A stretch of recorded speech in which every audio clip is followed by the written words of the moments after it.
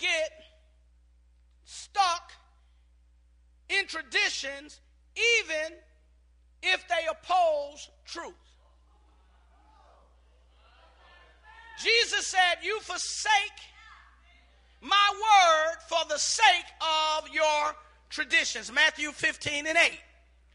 Now, so then, what is the strength of tradition? Now, we have to, maybe get that. I just like to read it. Read that so we can just chronicle it in the public record. Matthew 15:8. These people draw near to me with their mouth and honor me with their lips, but their heart is far from me, and in vain they worship me, teaching as doctrines the commandments of men. Now, or the traditions of men. Now, we have to understand tradition is so powerful that it will override one's ability to desire and embrace truth. Now, let's keep in mind, truth is not subjective, truth is universal. Now, what stops you and I from seeking after universal truth is subjectivity and tradition. Now, what is the strength of tradition? One is conformity to history. It's a conformity to history. It was good enough for mama, it's good enough for me. Give me that old time religion. Give me that old time religion. That old time religion. See, so the old time religion. People like to conform to history. I like to do what folks have always done. I don't care if it's true or not. Number two, comfort of knowing. Tradition gives you a sense of control. I know the outcomes. Comfort of knowing. Number three, conscious, unconscious behavior. You can do it effortlessly. There is no challenge. People like to be able to cruise and be on automatic pilot. And tradition allows you to do that. See, when you are traditional, you can go right into a situation and just do what you've always done and don't even have to think about it. No challenge. Number four, confidence in outcomes. You've always seen what tradition produces, so you always know what it will produce.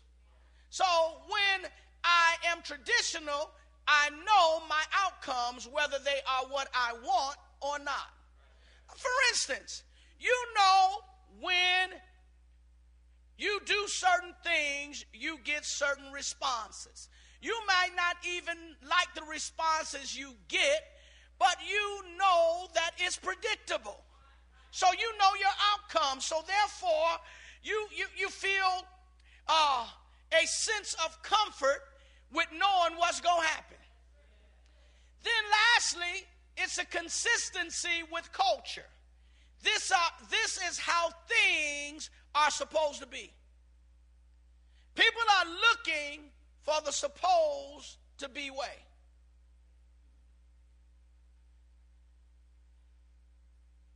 Truth and traditions and the kingdom of God.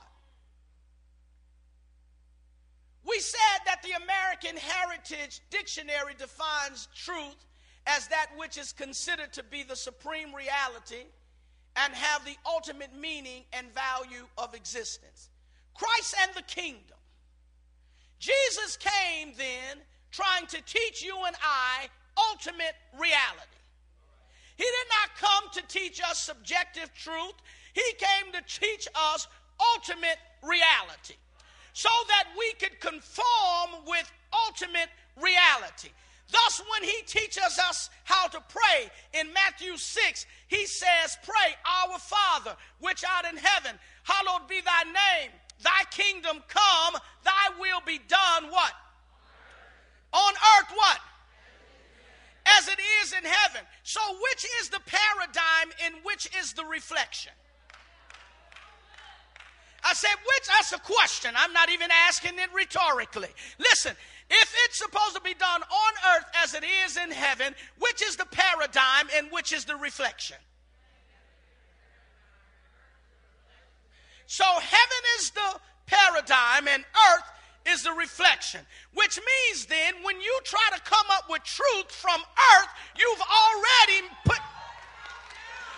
already displaced yourself from being in contact with truth. Now, okay, now just stick with me. We're about to take it to another level. So then Jesus came to earth to reveal ultimate truth. Truth must exist outside of the realm of the visible.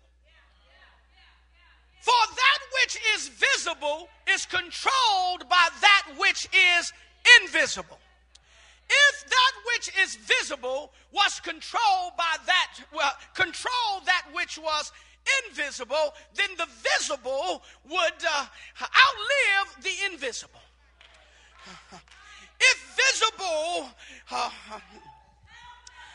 could control the invisible, look to your neighbor and say, no one would disappear. If the visible was greater than the invisible, I wouldn't die. You wouldn't die. You wouldn't disappear because we would have ultimate preeminence over that which is not seen. But even though I want to remain visible, you might not say nothing to me, even though I want to keep on appearing day after day and I want you to see me day after day, and as much as I would like to say I'm going to be here next week visibly before you, I can't tell you that without a shadow of a doubt, because there is something invisible that can take me out of the visible world and then I become invisible. Y'all not hearing me. I didn't say I stop existing. I said I become invisible.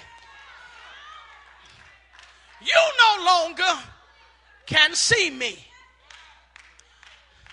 So look to your neighbor and say, what is truth? So therefore, if I try to come up with truth by defining what is visible, then I cannot